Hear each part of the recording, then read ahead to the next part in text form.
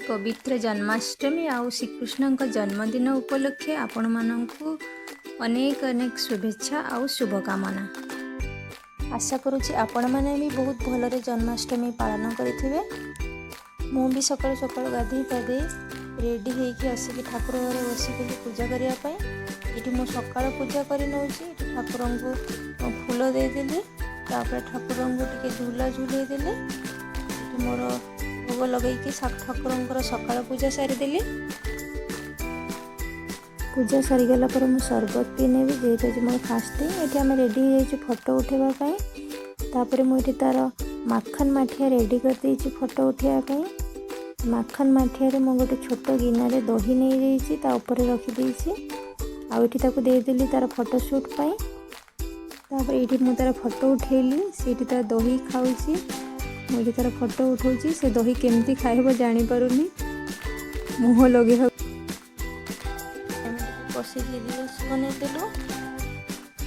मुझे किसी उखुड़ा देती फोटो उठेबापी बसिक जमी रब खाइब से तार बसिक रही आई पाखे तार फोटो उठे दौची दही पूरा देह सारा कर सारा।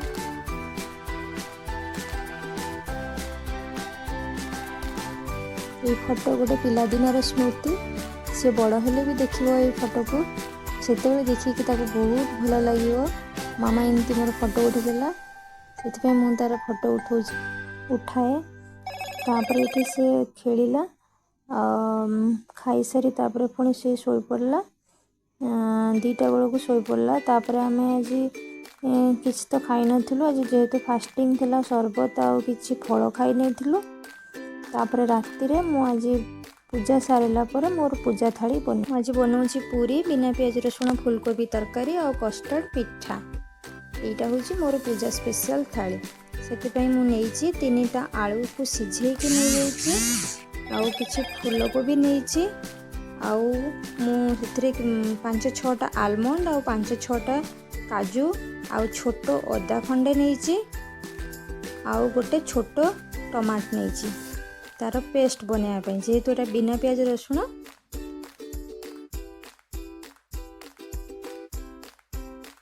टमाटो ताको जीरा 1 चामच देकी तार पेस्ट बनईदेवी। ये मोर रेडी हो जाए पेस्ट आउ एक गोटे गिनारे बाहर करदेली। ये मोर भाजी हो सारी कोबी आ आलू को टिके से भाजीदेवी टिके नाल नाल करके भाजीदेवी।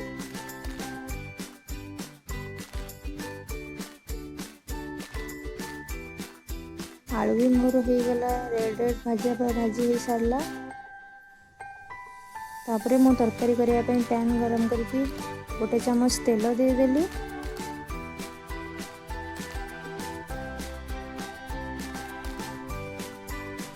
टिके डालचीन आ गोटे तेजपत्र देदेवी आ टिके जीरा देदेवी। दे सारा पर ये टिके फुटीगला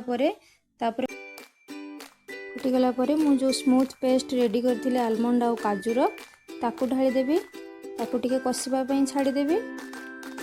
तापर आउ टिके पानी ऐड कर देकी ताकू भल भाव घोड़े देवी कषि हेबापी।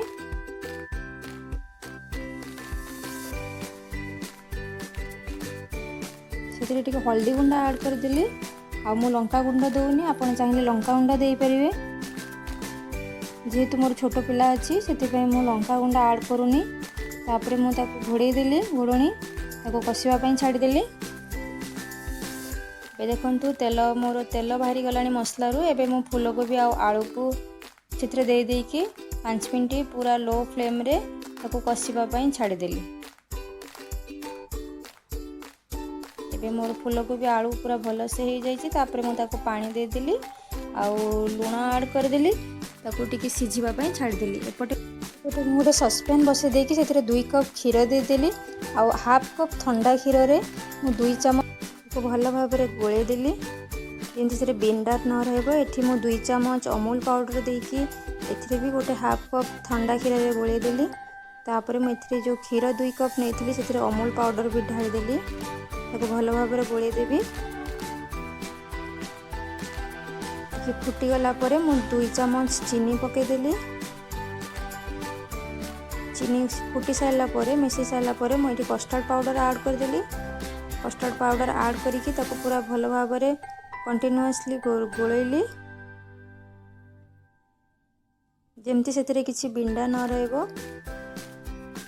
आउ ताको फुटिबा पई छाड़ीदेली। फुटिगले एबे रेडी हो गलानी मोर फूलकोबी तरकारी। एबे मु गैस ऑफ कर देबी।